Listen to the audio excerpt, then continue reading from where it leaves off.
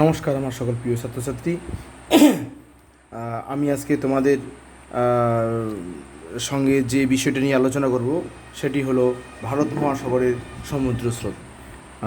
আমাদের সমুদ্র স্রোত নিয়ে ক্লাস চলছে। এর আগেও তোমার ভারতে পৃথিবীর সবথেকে বড় মহাসাগর প্রশান্ত মহাসাগরের স্রোত নিয়ে আলোচনা করা হয়েছে, আটলান্টিক মহাসাগরের সমুদ্র স্রোতগুলো নিয়ে আলোচনা করা হয়েছে। তো আজকে আমরা ভারত মহাসাগরের যে বিভিন্ন স্রোতগুলো রয়েছে সে সম্পর্কে আমরা আজকে আলোচনা করব। তবে আমার সমস্ত ছাত্রছাত্রীদের আমি বলবো, তোমরা যারা নতুন আমার ক্লাস করছো, তোমাদের সবাইকে বলবো যে তোমরা আমার এই চ্যানেলটিকে সাবস্ক্রাইব করে দিবে। চলো আজকে আমরা আমাদের নতুন ক্লাসে যাচ্ছি। আমাদের আজকে যে বিষয় নিয়ে আমরা আলোচনা করবো সেটা হলো ভারত মহাসাগরের সমুদ্র স্রোত। আমি আগেও তোমাদের বলেছি যে যখন কোনো মহাসাগরের স্রোত নিয়ে আলোচনা করবে তখন অবশ্যই তোমরা সেই মহাসাগরের চারদিকে যে সমস্ত দ্বীপ, উপকূল, দেশ বা মহাদেশের যে দেশগুলো রয়েছে সেই আশেপাশের সমস্ত জায়গাগুলো একটু চিনে নেবে এবং তাদের নামগুলো একটু দেখে নেবে। তাহলে তোমাদের সুবিধা হবে এই এই বিভিন্ন স্রোতগুলো মনে রাখতে। তাই তোমরা অবশ্যই এই স্রোতগুলো একটু পড়ার আগে তোমরা ম্যাপগুলোকে একটু দেখে নিবে যে কোন ম্যাপের কোন দিকে কোন দেশ, কোন উপকূল, কোন উপসাগর এগুলো রয়েছে। আচ্ছা চলো, এখানটা দেখো, এটা ভারত মহাসাগর। ভারত মহাসাগরের দেখো, এটা ভারত, ওকে, তথা এটা হলো এশিয়া। এটা পুরো হলো কি এশিয়া। এটা কিন্তু আফ্রিকা, এটা আফ্রিকা, ওকে। আর এই যে এটা দেখো, এই পাশে যেটা দেখা যাচ্ছে, এইখানটা যেটা দেখা যাচ্ছে এটা হলো অস্ট্রেলিয়া। এই যে এইখানে যেটা দেখা যাচ্ছে এটা হলো কি, এটা অস্ট্রেলিয়া, ওকে। আচ্ছা চলো তাহলে আমরা আজকে একটু এখন স্রোত নিয়ে আলোচনা করি। আচ্ছা দেখো, এই যে ভারত মহাসাগরের এই যে মিডিল বরাবর এটা হলো নিরক্ষরেখা। এবার সবগুলো মহাসাগরের মতো ভারত মহাসাগরও দেখো, এই নিরক্ষরেখার ঠিক উপরে যে স্রোতটি পূর্ব দিক থেকে পশ্চিম দিকে প্রবাহিত হয়েছে, নিরক্ষরেখার ঠিক উপর দিয়ে যে স্রোতটি প্রবাহিত হয়েছে সেই স্রোতটির নাম কিন্তু আমি 1 নম্বর দিচ্ছি, দিয়ে আমি এই জায়গায় লিখে দিচ্ছি। হ্যাঁ, 1 নম্বর আমার স্রোত যেটার নাম হলো কি, এর নাম হলো উত্তর নিরক্ষীয় স্রোত। এর নাম কি? এর নাম হলো উত্তর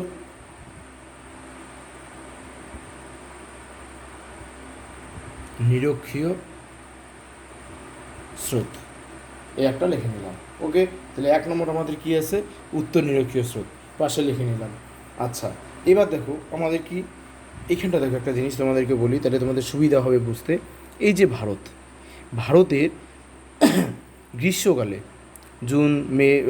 জুন জুলাই মাস থেকে শুরু হয়, ভারতের বর্ষা শুরু হয়। ভারতে কিন্তু যে বর্ষা সেটা কিন্তু পুরোপুরি মৌসুমি বায়ুর দ্বারা প্রভাবিত, আমরা সেটা জানি। তো ভারতের জলবায়ুটা কি ক্রান্তীয় মৌসুমি জলবায়ু, এটা মোট কথা। এটা দেখো, এটা কিন্তু আরব সাগর, আর এটা কিন্তু হলো বঙ্গোপসাগর। ভারতে যে বৃষ্টিপাত হয় সেটা কিন্তু মৌসুমি বায়ুর দ্বারা। এই মৌসুমি বায়ুর দ্বারা কিন্তু ভারত মহাসাগরে সবথেকে প্রভাব বিস্তার করে যেই বায়ু, সেটা কিন্তু মৌসুমি বায়ু। হ্যাঁ, এই যে মৌসুমি বায়ু আরব সাগরে দেখো, যেই মৌসুমি বায়ুর দুটি শাখা আমরা জানি।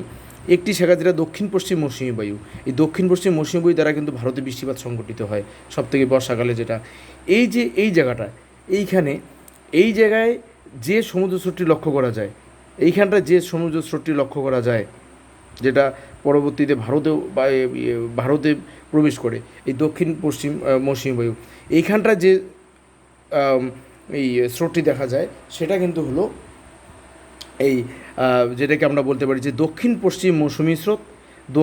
এটা আমি 2 নম্বর দিই, এটার নাম কি 2 নম্বর দিয়ে আমি লিখছি। এটার নাম হলো, আমি এখানে লিখে দিই 2 নম্বর, এটা দক্ষিণ পশ্চিম মৌসুমি স্রোত বা এটা কখন হয়?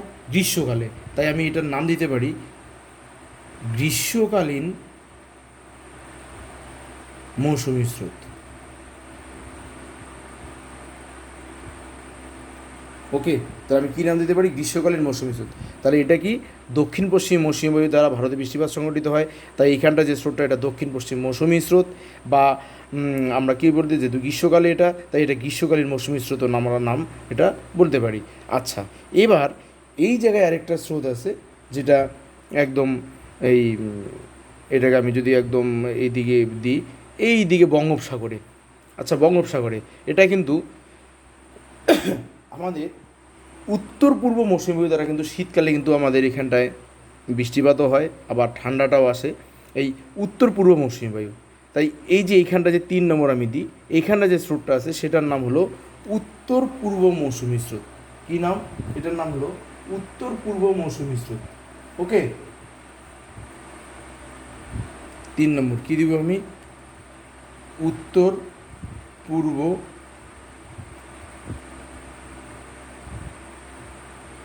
মৌসুমী স্রোত, বা এটা কখন হয়? শীতকালে। তাই এর নাম শীতকালীন মৌসুমী স্রোতও দেওয়া যায়, শীতকালীন মৌসুমী স্রোত। ওকে, তাহলে এখানটা দেখো 1 নম্বরে কি? এটা নিরক্ষরেখা ঠিক উপরে, এটা কি? উত্তর নিরক্ষীয় স্রোত। এরপরে যেটা আরব সাগরে হয়ে যেটা ভারতে বৃষ্টিপাত, সেটা কি? দক্ষিণ পশ্চিম মৌসুমী বায়ু। এর জন্য এটার নাম হলো দক্ষিণ পশ্চিম মৌসুমী স্রোত, বা আমরা কি বলতে পারি? এটা কখন হয়? গ্রীষ্মকালে, তাই গ্রীষ্মকালীন মৌসুমী স্রোতও বলতে পারি। আর এটা এখানটায় কোনটা? এখানে শীতকালে সংঘটিত হয়। এটা কোন বায়ু? এটা উত্তর পূর্ব মৌসুমী বায়ু, তাই এর নাম হলো উত্তর পূর্ব মৌসুমী স্রোত, বা আমরা কি বলতে পারি? শীতকালীন মৌসুমী স্রোত। যাই বলি না কেন, এটা আমরা নাম দিতে পারি। আচ্ছা, এইবার দেখো, এবার এই যে এই আফ্রিকার এখানে একটা জায়গা আছে, এর নাম হলো সোমালিয়া দেশটার নাম। কি নাম? সোমালিয়া। ওকে, এখানে একটা দেশ আছে, তার নাম হলো সোমালিয়া। এই সোমালিয়ার পাশ দিয়ে এখান থেকে একটি স্রোত, সোমালিয়ার পাশ দিয়ে একটি স্রোত প্রবাহিত হয়। এটি অ্যাকচুয়ালি গিয়ে পরবর্তীতে মৌসুমী স্রোতের সঙ্গে যুক্ত হয়ে যায়। এই যে স্রোত, এটার নাম হলো কি? এটা সোমালি কোন দেশের পাশ দিয়ে যায়? সোমালিয়ার পাশ দিয়ে যায়, তাই এর নাম হলো কি? সোমালি স্রোত। 4 নম্বর দিয়ে আমরা কী দিব? 4 নম্বর দিয়ে আমরা এটা লিখে দিব সোমালি স্রোত। সোমালি স্রোত নামগুলো খালি মনে রাখবে। কী স্রোত এটা? এটা হলো সোমালি স্রোত, একদম সোমালিয়ার পাশ দিয়ে যাচ্ছে। আচ্ছা, ওকে, এবার দেখো, এই যে এখানে একটা স্রোত আছে ঠিক নিরক্ষরেখার নিচে এখানে একটা স্রোত আছে। তোমরা জানো এটার কী নাম হবে? সব সময় এর আগের যে স্রোতগুলো আছে তোমরা দেখেছো। এটা আমি কত নম্বর দিব? 5 নম্বর। 5 নম্বর দিয়ে আমি এটা দিয়ে দিই। এর নাম হলো দক্ষিণ নিরক্ষীয় স্রোত। দক্ষিণ নিরক্ষীয় স্রোত। ওকে, এটা কি স্রোত? দক্ষিণ নিরক্ষীয় স্রোত। এই যে যেটা সোমালি স্রোত উপরের দিকে যেটা চলে গেল, সোমালি স্রোত এখান থেকে, আর এই জায়গা থেকে একটি স্রোত নিচের দিকে চলে এসছে, নিচে এই দিকে চলে আসছে। ওকে, আচ্ছা দেখো এখানে এই যে এখানটা একটা ছোট দ্বীপ দেখা যায়, এর নাম হলো মাদাগাস্কার। কী নাম? মাদাগাস্কার। আর এটা কি? আফ্রিকা। এই আফ্রিকা আর মাদাগাস্কার, এখানে ভালো করে দেখো, এই যে আফ্রিকা আর মাদাগাস্কার মাঝখানে এই যে জল, এইখানে একটা প্রণালী আছে, এর নাম হলো মোজাম্বিক প্রণালী। কী নাম? মোজাম্বিক প্রণালী। ওকে, তাহলে আফ্রিকা আর মাদাগাস্কারের মাঝখানে কোন প্রণালী? মোজাম্বিক প্রণালী। আর এই মোজাম্বিক প্রণালীর মাঝখান দিয়ে যে স্রোতটা এসছে, সেই স্রোতের নাম হলো মোজাম্বিক স্রোত। তাহলে 6 নম্বর দিয়ে আমি লিখে দিই, 6 নম্বর দিয়ে আমি লিখে দিই এটা মোজাম্বিক স্রোত। মোজাম্বিক স্রোত। ওকে, কী নাম? মোজাম্বিক স্রোত। এর নাম দিয়ে দিলাম আমি কী স্রোত? মোজাম্বিক স্রোত। মোজাম্বিক প্রণালীর মাঝখান দিয়ে গেছে। ওকে, এই মোজাম্বিক স্রোত যখন আরও দক্ষিণে চলে এসছে, যখন আরও দক্ষিণে আসছে, একদম আফ্রিকার পিছনে নিচের দিকে একদম আরও যখন দক্ষিণে চলে আসছে, তখন এর নাম অন্য হয়ে গেছে। তখন এর নাম হলো আগুল হাস স্রোত। তাহলে আমি এখানটা লিখে দিই, কী নাম স্রোতের? 7 নম্বর আগুল হাস স্রোত। আগুল হাস স্রোত, কি নাম? আগুল হাস স্রোত। আচ্ছা, এইবার দেখো, এই যে দক্ষিণ নিরক্ষীয় স্রোতের এখানে একটা শাখা এদিকে মোজাম্বিক প্রণালী দিয়ে গেলো, আরেকটি আরেকটি এই দিকে চলে আসছে। সেটা কোথায়? মাদাগাস্কারের, দেখো মাদাগাস্কার এটা কি উত্তর, এটা কি দক্ষিণ, এটা পূর্ব, এটা পূর্ব। মাদাগাস্কারের পূর্ব দিক দিয়ে আসছে। এই মাদাগাস্কারের পূর্ব দিক দিয়ে যে স্রোতটা আসছে, এই স্রোতের নাম হলো মাদাগাস্কার স্রোত। অনেক সময় কোনো বই ভাবে পূর্ব মাদাগাস্কার স্রোত, যেহেতু মাদাগাস্কার কোন দিকে? পূর্ব দিকে, এর জন্য এর নাম পূর্ব মাদাগাস্কার স্রোতও বলে, অনেক সময় মাদাগাস্কার স্রোতও বলে। আর এখানে একটা দ্বীপ আছে, মাদাগাস্কারের পাশে আরেকটা ছোট দ্বীপ আছে, এটা ওই দ্বীপটার নাম হলো ম্যাসকারিন দ্বীপ। ম্যাসকারিন দ্বীপ, এই ম্যাসকারিন দ্বীপের পাশ দিয়ে আসছে দেখি, এর নাম, একে কিন্তু ম্যাসকারিন স্রোতও বলে, ম্যাসকারিন স্রোতও বলে। তাহলে দেখো এইখানটায় এটা কত নম্বর আমি দিব? এটা 8 নম্বর। এই 8 নম্বর স্রোতটা কিন্তু অনেকগুলো নাম, কখনো যেটাই দিবে সেটাই তোমরা সবগুলো নাম মনে রাখবে। তাহলে এর নাম কি? অ্যাকচুয়ালি এর নাম হলো মাদাগাস্কার স্রোত। মাদাগাস্কার স্রোত, মাদাগাস্কার স্রোত। ওকে, মাদাগাস্কার স্রোত। এর আরেকটার নাম কি? পূর্ব মাদাগাস্কার স্রোত। যে মাদাগাস্কারের কোন দিকে? পূর্ব দিকে পূর্ব মাদাগাস্কার স্রোত বলে। আর এখানে আরেকটা ছোটো দ্বীপ আছে, নাম কি? ম্যাসকারিন দ্বীপ। তাই একে এখানটা ম্যাসকারিন দ্বীপের পাশ দিয়ে আসছে, তাই একে ম্যাসকারিন স্রোতও বলে। কি বলে একে? ম্যাসকারিন স্রোত। মনে রাখবে, ময়জফলাকার দন্তাস্য, ম্যাসকারিন স্রোত, ম্যাসকারিন স্রোতও বলে। জাস্ট নামগুলো মনে রাখো, যদি কখনো দিয়ে দেয় এরকম নাম, বলবে এটা কোথায়, কিছু তো জানি না, এরকম যাতে না হয়। ওকে, হ্যাঁ, তাহলে এটা কি স্রোত? এটা হলো ম্যাসকারিন স্রোত। আর এইটাই হলো কি? মাদাগাস্কার স্রোত, এই পূর্ব মাদাগাস্কার স্রোত। ওকে, এইবার দেখো, এইবার এই দিক থেকে একটা স্রোত এইভাবে এইদিকে চলে আসছে, নিচের দিকে। এখানটায় তীর চিহ্ন দিয়ে দিই, এইভাবে একটা স্রোত চলে আসছে। এই যে স্রোত একদম নিচ বরাবর এই স্রোত, এটা কত? এটা আমি দিয়ে দিই 9 নম্বর। কত নম্বর এটা? এটা আমি 9 নম্বর দিয়ে দিলাম। এটা একটা এই দিকে চলে আসছে, দেখো এই যে একটা স্রোত নিচের দিকে চলে আসছে। ওকে, এটা 9 নম্বর। এটার এই স্রোতটার নাম কি? তাহলে আমি এখানে 9 নম্বর লিখে দিচ্ছি। 9 নম্বর, এটার নাম হলো কুমেরু স্রোত। কি স্রোত? এটার নাম হলো কুমেরু স্রোত। ওকে, এটা কুমেরু স্রোত। এই কুমেরু স্রোত এই দিকে এসে বাঁক নিয়ে এ একদম উত্তরে, মানে উত্তরের দিকে প্রবাহিত হয়েছে। উত্তরে কোন দিকে? এই যে দেখো পাশে অস্ট্রেলিয়া, এটাকে এই যে এখানে দেখেন অস্ট্রেলিয়া। অস্ট্রেলিয়ার কোন দিক? এটা অস্ট্রেলিয়া, দেখো এটা উত্তর, এটা দক্ষিণ, এই পাশটা পূর্ব, এই তাহলে এই দিকটা কী হবে? পশ্চিম। তাহলে অস্ট্রেলিয়াটা কোন দিক? অস্ট্রেলিয়ার পশ্চিম দিক দিয়ে প্রবাহিত হয়েছে। অস্ট্রেলিয়ার যেহেতু পশ্চিম দিকে এই স্রোতটা গিয়েছে, একদম উত্তরে উপরের দিকে গিয়েছে, যেহেতু অস্ট্রেলিয়ার পশ্চিম দিক দিয়ে গেছে, তাই এর নাম হলো, এটা কত নম্বর? 10 নম্বর। তাই এর নাম হলো পশ্চিম অস্ট্রেলীয় স্রোত। তাহলে আমি এখানে লিখে দিই, 10 নম্বর দিয়ে লিখে দিই 10। কী নাম? পশ্চিম অস্ট্রেলীয় স্রোত। যেহেতু অস্ট্রেলিয়ার পশ্চিম দিক দিয়ে গেছে, তাই পশ্চিম অস্ট্রেলীয় স্রোত। কী নাম এটা? পশ্চিম অস্ট্রেলীয় স্রোত। পশ্চিম অস্ট্রেলীয় স্রোতই পরে উপরের দিকে গিয়ে একদম দক্ষিণ নিরক্ষীয় স্রোতের সঙ্গে মিশে গেছে। ওকে, আর এইখানটা দেখো ঠিক একই রকমভাবে, যেরকম আমরা প্রশান্ত আটলান্টিক, প্রশান্ত ভারত মহাসাগর, ওই প্রশান্ত মহাসাগর, আটলান্টিক মহাসাগরে যেগুলো আমরা দেখেছি, ঠিক একই রকমভাবে আমরা ভারত মহাসাগরে দেখছি। এখানটা দেখো উপরেরটা কি? এটা উত্তর নিরক্ষীয় স্রোত, আর নিচটা কি? দক্ষিণ নিরক্ষীয় স্রোত।